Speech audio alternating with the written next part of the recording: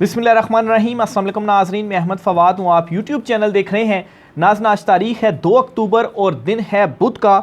एक बहुत बड़ी डेवलपमेंट, बहुत बड़ी ब्रेकिंग न्यूज़ के साथ आज की व्लॉग में आप खिदमत में हाजिर हुआ हूँ।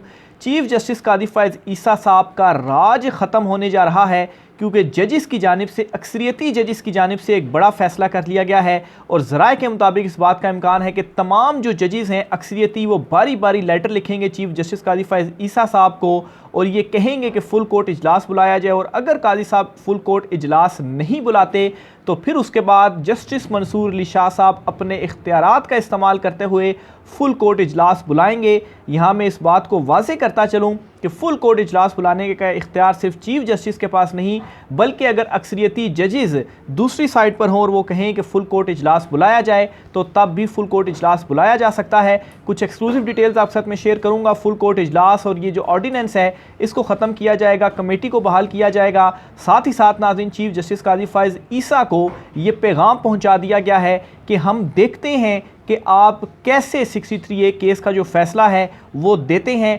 वुकला तहरीक का आगाज़ हो चुका है, गो काजी गो के नारे भी लग चुके हैं। सुप्रीम कोर्ट ऑफ पाकिस्तान में क्या चल रहा है, कशीदगी, लड़ाई, जो सारी सूरत हाल है आज की व्लॉग में आपके साथ में शेयर करूंगा। और ख़ास तौर पर 63A नज़रसानी केस की जो आज समात हुई है, इस समात में एक मरतबा फिर से चीफ जस्टिस कादी फ़ैज़ ईसा साहब को बेइज्जती का सामना करना पड़ा है। ये माजरा क्या हुआ, इस पर भी कुछ तफसीलात हैं, वो भी आज की व्लॉग में आपके साथ में शेयर करूंगा। सबसे पहले तो नाज़रीन, आज की जो सबसे बड़ी डेवलपमेंट है वो आपके साथ में शेयर करता चलूँ तो मामला कुछ यूँ है जी कि चीफ जस्टिस कादी फ़ैज़ ईसा की जानिब से गैर आइनी, गैर कानूनी और रूल्स की खिलाफ वर्जी करते हुए इकदाम उठाया गया। और इस इकदाम के बाद जो 5 रुकनी लार्जर बेंच था 63A केस का, इसमें जस्टिस नईम अख्तर अफ़गान साहब को शामिल किया गया। और जो प्रैक्टिस एंड प्रोसीजर कमेटी का इजलास हुआ था, इस इजलास में भी जस्टिस मंसूर अली शाह साहब नहीं थे। और फिर उसके बाद जस्टिस मुनीब अख्तर साहब ने भी बेंच में बैठने से इनकार नहीं किया था। उसके बावजूद कादी फ़ैज़ ईसा साहब की जानिब से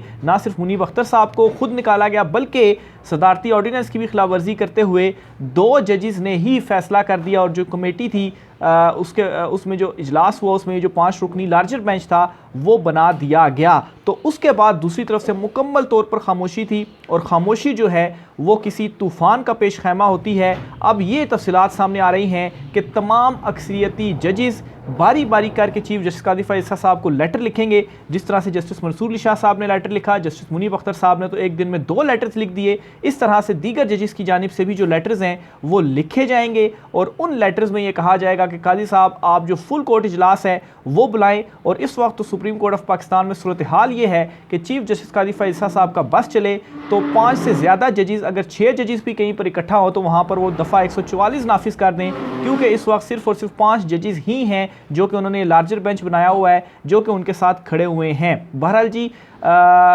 ये तमाम जजेस लेटर लिखेंगे कि लेटर लिखने जा रहे हैं, बल्कि कि फ़ुल कोर्ट इजलास बुलाया जाए। और अगर फ़ुल कोर्ट इजलास नहीं बुलाया जाता तो फिर इन लेटर्स की बुनियाद पर ही जस्टिस मंसूर अली शाह साहब अपने इख्तियारात का इस्तेमाल करते हुए फ़ुल कोर्ट जो इजलास है वो बुला सकते हैं। तो ये एक बड़ी जो दावा है वो किया जा रहा है। जुनैद अकरम साहब हैं, सीनियर सहाफ़ी हैं, उनकी जानिब से। और इस इजलास के बाद जब ये फ़ुल कोर्ट इजलास होगा तो फ़ुल कोर्ट इजलास में अक्सरियती जजेस होंगे, और इस वक्त अक्सरियती जजेस की सुप्रीम कोर्ट में जो तादाद है वो 12 हैं, और कुल 17 जजेस हैं, जिनमें से 5 जो है वो काजी साहब की तरफ हैं और प्लस 2 एडहॉक जजेस भी हैं। बहरहाल उन 2 एडहॉक जजेस को भी मिला लिया जाए फिर भी काजी साहब की जो तादाद है वो बन जाती है 7। तो बहरहाल ये जब फुल कोर्ट इजलास बुलाया जाएगा तो अक्सरियती जजेस जो ऑर्डिनेंस है उसके हवाले से भी समात करेंगे, उसको भी कलअदम करार देंगे। और प्लस क्या होगा, जो जजिस कमेटी है इस कमेटी को भी वापस बहाल किया जाएगा, और यूं खात्मा होगा चीफ जस्टिस कादी फ़ैज़ ईसा साहब के इस राज का।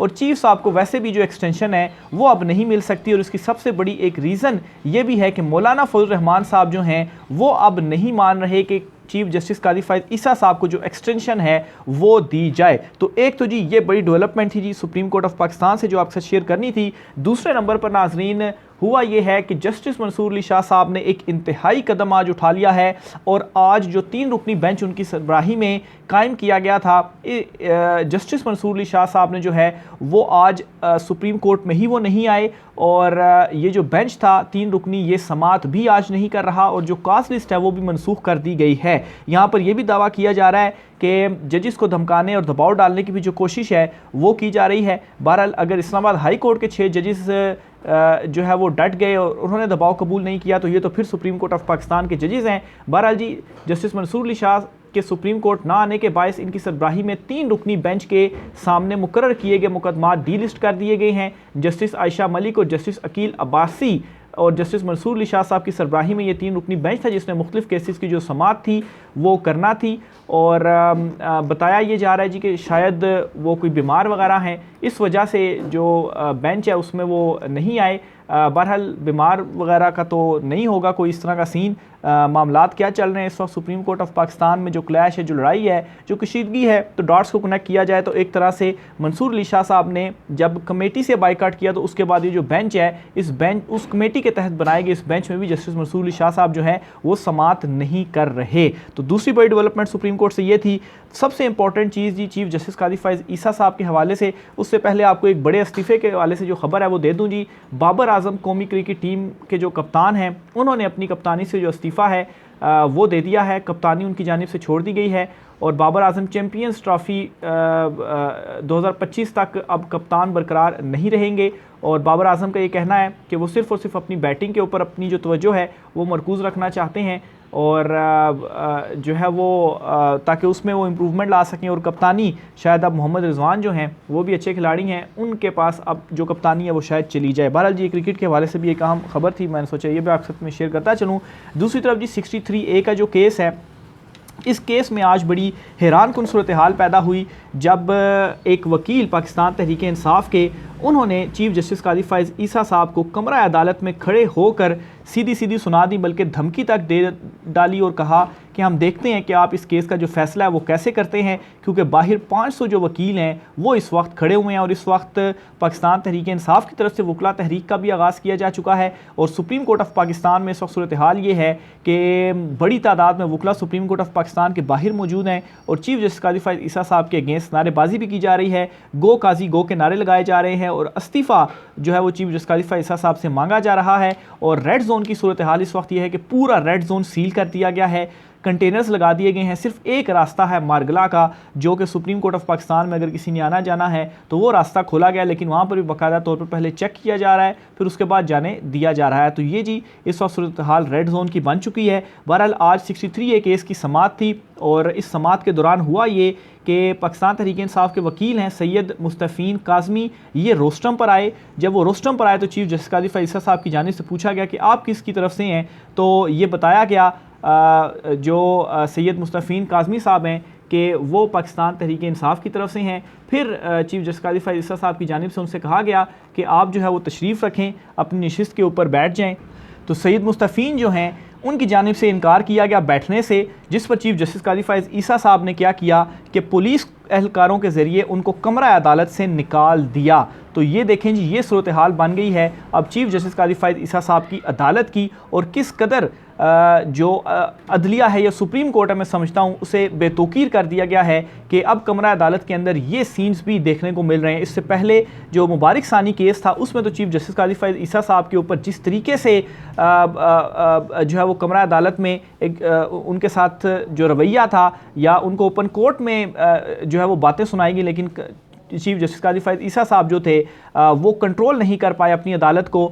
चले उस केस को तो मजहबी एलिमेंट के साथ जोड़ा जा रहा है, लेकिन ये जो केस है पाकिस्तान तहरीक इंसाफ का, अब इसमें भी आप देखें कि सैयद मुस्तफ़ीन काज़मी जो हैं उनकी जानिब से क्या कहा गया। उन्होंने ये कहा जी कि हम एक तो जो आपका ये बेंच है इसके ऊपर एतराज़ उठाते हैं और इस बेंच में जो 2 जजेस हैं जिनमें जस्टिस नईम अख्तर अफ़गान और जस्टिस मियाँ मज़हर आलम मियाँ खेल हैं, इनके ऊपर एतराज़ करते हैं। और उन्होंने कहा कि ये सब गैर कानूनी बेंच है, ये सब क्या हो रहा है। उन्होंने ये कहा कि सुप्रीम कोर्ट बार का इस केस से क्या ताल्लुक़ है, और इसके साथ ही उनकी जानिब से ये भी कहा गया कि बाहर 500 वकला खड़े हैं, हम देखते हैं कि हमारे ख़िलाफ़ कैसे फ़ैसला आएगा। ये सैयद जो है वो मुस्तफ़ीन काज़मी साहब उनकी जानिब से कहा गया और फिर इसके बाद उनको कमरा अदालत से चीफ जस्टिस काज़ी फ़ैज़ ईसा साहब ने जो सिक्योरिटी है, जो पुलिस एहलकार हैं, उनके ज़रिए निकलवा दिया। और इस चीज़ का जो गिला है वो बैरिस्टर अली ज़फ़र के साथ भी किया गया चीफ जस्टिस काज़ी फ़ैज़ ईसा साहब की जानिब से कि ये क्या हो रहा है। इससे पहले कि बैरिस्टर अली ज़फ़र साहब ने जो आज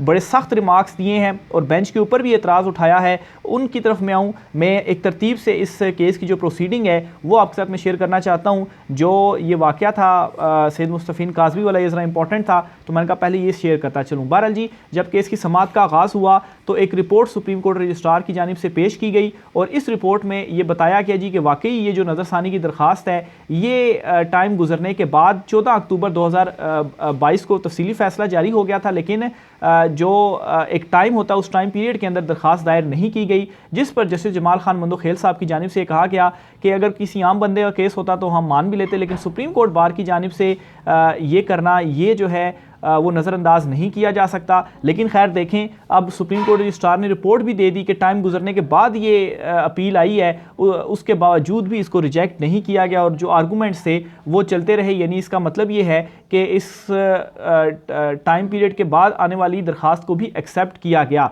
तो इस पर जी जो शहजाद शौकत है, सुप्रीम कोर्ट बार के सदर हैं, इस केस में वकील भी हैं, वो कहते हैं जी कि मफाद आमा के मुकदमात हैं, इसमें नज़रसानी की ताख़ीर को नज़रअंदाज किया जा सकता है। मफाद आमा के मुकदमात को जल्द जो है वो मुकर्रर भी किया जा सकता है। और फिर इसके अलावा इस पर जो बैरिस्टर अली ज़फ़र है, इमरान खान साहब के वकील, उन्होंने कहा कि नज़रसानी दरख्वास्त ताख़ीर से दायर हुई जिसके बायस ये मुकर्रर भी नहीं हुई। और इस पर जी चीफ जस्टिस काज़ी फ़ैज़ ईसा साहब ने कहा कि अदालत, बैरिस्टर अली ज़फ़र ने पहले ये कहा कि मैं पहले एक बयान देना चाहता हूँ, तो चीफ जस्टिस काज़ी फ़ैज़ ईसा साहब ने कहा कि अदालत में बयान नहीं गुज़ारिशात सुनते हैं, बयान साथ वाली इमारत पार्लियामेंट में दिया जाता है। इसके साथ ही जी बैरिस्टर अली ज़फ़र साहब ने अपने जो दलाइल थे उनका आगाज़ किया और अपने दलाइल का आगाज़ करते साथ ही उन्होंने ये कहा कि आपने फ़रीक़ैन को नोटिस जारी नहीं किए, आपने मुझे इमरान खान साहब से मुशावरत जो है वो नहीं करने दी, और आप जो है वो मेरी दरख्वास्त को क्यों एक्सेप्ट नहीं कर रहे, तो फिर आप रिजेक्ट कर दें, आप कुछ भी नहीं कर रहे। तो इस पर जी चीफ जस्टिस काज़ी फ़ैज़ ईसा साहब से मुकालमा करते हुए उन्होंने ये भी कहा कि मुझे यकीन था कि आप इमरान खान साहब से मुलाकात की दरख्वास्त को मंजूर नहीं करेंगे। ये बैरिस्टर अली ज़फ़र की जानिब से कहा गया। तो चीफ जस्टिस काज़ी फ़ैज़ ईसा साहब ने मुस्कुराते हुए अली ज़फ़र से ये कहा कि आज के दलाइल कल से भी ज़्यादा मीठे होंगे। और जस्टिस जमाल खान मंदोखेल ने कहा यानी आपको कल के दलाइल पसंद आए थे। जस्टिस नईम अख्तर अफ़गान ने कहा जी कि शीरीं और तल्ख की मिलावट से भी जो जायका है वो बनता है। तो वकील अली ज़फ़र ने बताया, अपने दलाइल में कहा कि मैं बताना चाहता हूँ कि आज के जो दलाइल हैं वो तल्ख होंगे। और साथ ही उन्होंने जो सुप्रीम कोर्ट का ये बेंच था, इस बेंच पर भी जो एतराज़ है वो उठा दिया और कहा कि ये जो बेंच है ये ये गैर कानूनी बेंच है, ये गैर आइनी बेंच है। और साथ ही कहा कि आपने इस केस में जो फ़रीक़ैन हैं, यानी कि बैरिस्टर अली ज़फ़र साहब चाहते थे कि इमरान खान साहब को भी नोटिस हो जाए, बैरिस्टर अली ज़फ़र इमरान खान साहब से मुलाकात करके इस मामले के ऊपर मुशावरत करते, लेकिन इससे क्या होता कि कुछ दिन लग जाते। तो चीफ जस्टिस काज़ी फ़ैज़ ईसा साहब ने बजाय इसके कि जी जल्दी चूँकि केस को जो है वो फ़ैसला करना है, तो नोटिस जारी नहीं किया और कहा जी कि नहीं, आप ही जो है इस केस में दलाइल दें। इस पर बैरिस्टर अली ज़फ़र ने कहा कि ये तरीक़ाकार दुरुस्त नहीं है, बेंच कानूनी नहीं है, बेंच तरमीमी ऑर्डिनेंस के मुताबिक भी दुरुस्त नहीं है। इस पर चीफ जस्टिस ने कहा कि ये अब आप हमें धमकी दे रहे हैं। तो जस्टिस जमाल खान मंदोखेल ने कहा कि आप इदारों को ऐसे चलाना चाहते हैं। रोज़ कहा जाता है कि जजों के 2 ग्रुप्स हैं। इसके अलावा उन्होंने ये भी कहा चीफ जस्टिस काज़ी फ़ैज़ ईसा साहब ने कि एक साबिक़ चीफ जस्टिस ने कितने अरकान पार्लियामेंट को जेल भेजा, साकिब निसार ने आपके कितने अरकान पार्लियामेंट को जेल भेज दिया था। मेरा गुनाह ठहरा कि मैं बर्दाश्त करता हूँ, मेरी वालदा ने कहा था जो कहता है वही होता है। तो ये चीफ जस्टिस काज़ी फ़ैज़ ईसा साहब की जानिब से कहा गया। तो बैरिस्टर अली ज़फ़र साहब ने कहा कि अभी जो अदालत में हुआ इसका ज़िम्मेदार मैं नहीं हूँ, यानी कि जो काज़मी साहब है, जो उन्होंने चीफ जस्टिस काज़ी फ़ैज़ ईसा साहब के हवाले से कहा, उसके ऊपर बैरिस्टर अली ज़फ़र ने कहा जी कि मैं तो ज़िम्मेदार नहीं हूँ, मैं तो जो है वो अपने जो दलाइल हैं वो बड़े आराम से दे रहा हूँ और आप मेरे दलाइल को आराम से सुन रहे हैं। तो ये जी अभी तक की जो समाअत है वो हुई है सुप्रीम कोर्ट ऑफ पाकिस्तान में। इस वक्त भी इस केस की जो समाअत है वो जारी है, लेकिन आप देखें किस कदर इस वक्त सुप्रीम कोर्ट ऑफ पाकिस्तान को भी बेतौकीर कर दिया गया। और जजिस के जो इवन के कमरा अदालत में बैठ कर जजिस खुद ये बातें कर रहे हैं जी कि 2 ग्रुपों की बातें कर रहे हैं। काजी साहब कहते हैं जी कि सुप्रीम कोर्ट ऑफ पाकिस्तान में जो कुछ हो रहा है यह बंद दरवाज़ों के पीछे नहीं हो रहा, ये सब के सामने आ चुका है। और चीफ जस्टिस काजी फैसल साहब जो हैं वो मुसलसल एतराज़ात उठाए जा रहे हैं उनके बेंच के ऊपर, गैर आइनी, गैर कानूनी और सदारती ऑर्डिनेंस के तहत इसको भी ये नहीं है, ये तमाम तर चीज़ें रखी जा रही है। लेकिन चीफ जस्टिस काजी फैज़ल ईसा जो हैं वो शायद उनके जहन में एक्सटेंशन इस कदर सवार हो चुकी है कि वो इस एक्सटेंशन के रास्ते में अपने आखिरी